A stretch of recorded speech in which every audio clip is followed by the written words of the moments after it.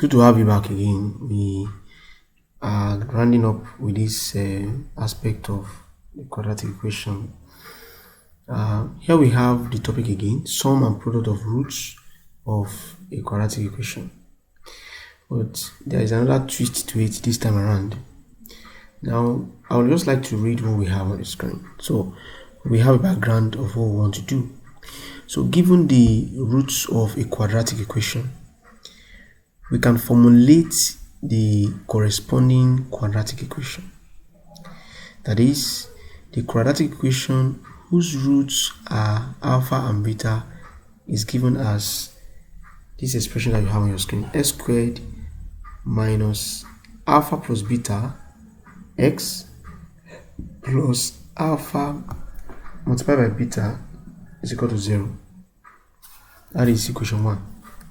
Now, equation 1 can also be better expressed as s squared minus, if you observe very well, that content that we have in this bracket, it simply represents the sum, right? It simply represents the sum of roots. If you recall, this is sum of roots, represent the sum. So that's why we put sum here, while this represents the product of roots, and that's what we have here. So what we are trying to do in this case, which makes it different from the ones we've done before, is that we are trying to look for a way. Probably we have been given the roots of a particular equation and you need to produce that equation. Unlike before, that they gave us equations such as x squared plus x minus 42 equal to 0. We have done something like this in one of our examples, and the answer we ended up having was that x is either minus 7 or x is 6. Now, this is what we are trying to say. Now, previously, we will always have the equation like this, and we were asked to produce the roots. But presently, we are not going to be given the equation. Okay, the equation is out. Now we will be supplied with the roots, and we should find our way back to the equation. That is, having supplied you the root, you should produce the equation that give back to that root. Meaning that you need to walk your way back and obtain and get this back in return. S squared plus x minus 42 minus 42 equal to 0. So it is from roots to an equation this time around. Before, it has always been from the equation to obtaining the root, but now it is from the root back to the equation. So this is what this aspect is all about. So without wasting time, I would like us to actually proceed.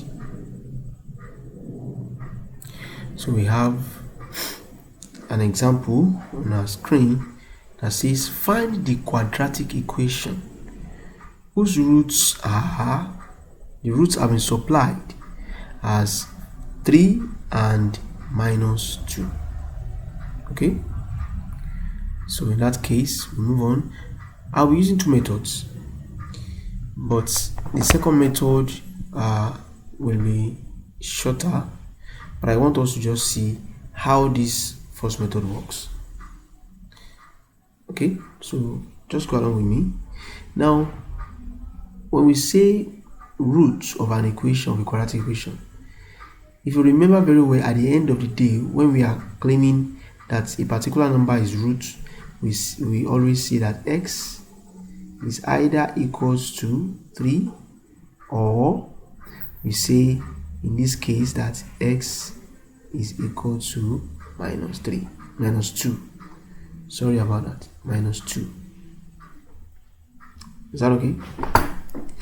In this case, we refer to these values 3 and minus 2 as root of a particular equation. So let me work my way backwards. Now I can bring this 3 to this side, and I can bring minus 2 to this side. So once I bring this, I have x minus 3, because it was plus here, then turns to minus 3 when it gets to the other side, equals 0. Or you have x to be equal to plus 2, because it was minus here, and when it comes to this place, it becomes positive sign.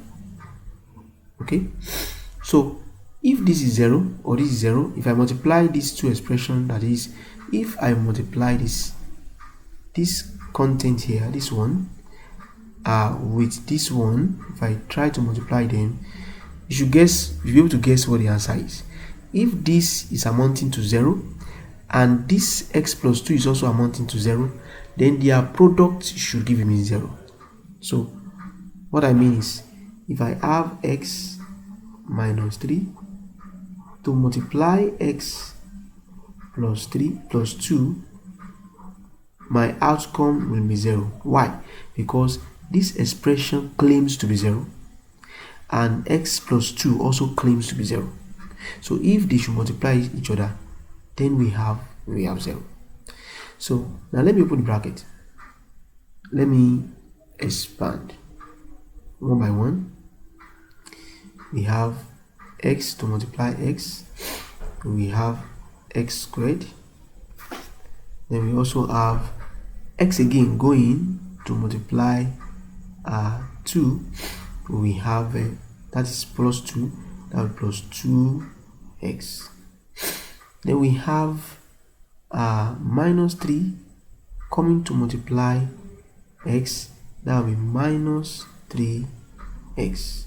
And we have minus 3 again coming to multiply plus 2, that will be minus 6. Okay, then we have equal to 0. So can I finish it up? Yes, I can finish it up. So I will write x squared. Now I notice that this expression has x, that is, this term has x, this term also has x. The two of them can relate. We have plus 2x minus 2x, that is, this just have x. The x that I have here is different. In the first term is having square, so I cannot make it relate with this one directly with other x's. This one is just x, this one is also x, but the one that I have here, the first term, is x squared. It's not just x. The second term is x, is having x, that is 2x as you pronounce. The other one here is having 3x, that is minus 3x as I pronounce. So it makes it different. It makes these two to be different from what you have in the first term, which is x squared. So I will repeat the x squared without mingling with anything. So plus 2x minus 3x, I will have minus 1x, which is the same thing as minus x. So this guy is just here, minus 6. Okay, minus 6 equal to 0. By now you should be able to predict what is going on. At the end of the day, we should be able to write that we have x squared minus x minus 6 equals to 0. So what was the assignment given to us? The assignment given to us was that we should find a quadratic equation whose root is 3 and minus 2. And here we already obtained the required equation that we want.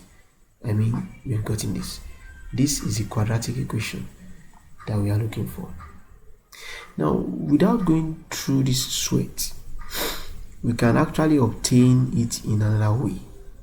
The same thing we can acquire or we can obtain in another way. Right, let's consider checking. Let's consider another method, which is method 2. This is first method. Let's go to another method. Now for method 2,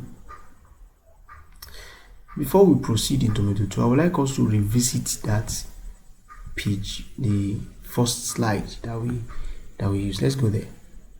So we use the idea that we have here. Look at this.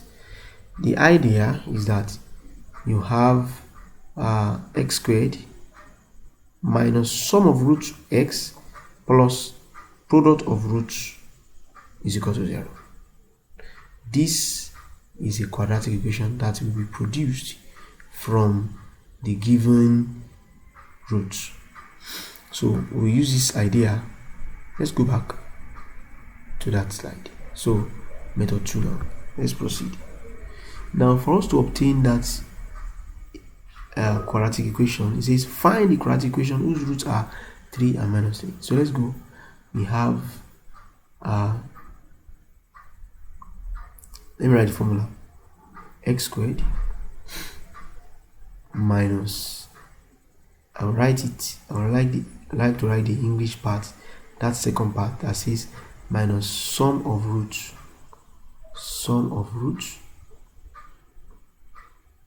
x plus product of roots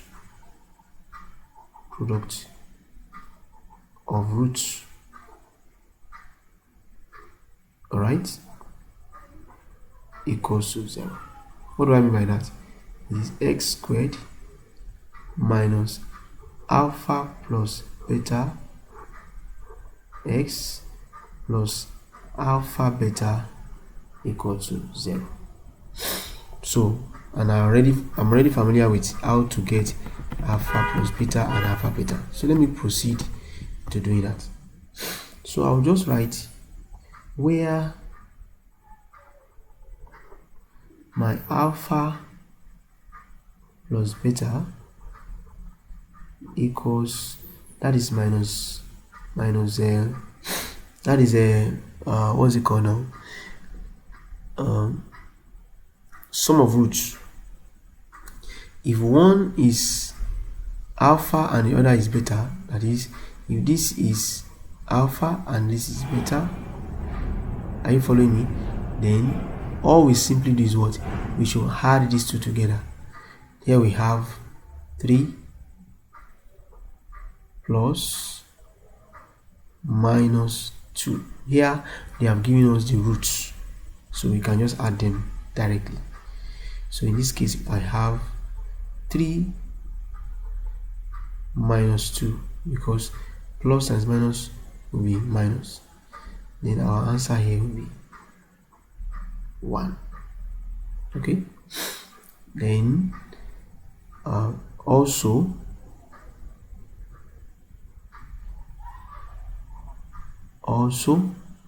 we have alpha multiplied by beta. So if 3 is my alpha, I will have 3, and if this is my beta, I will have minus 2. So alpha beta will be minus 6. So what do I do next? The only thing that is left for me is to come back to this expression here and slot in, is to come back to this place. Okay, is to come back here,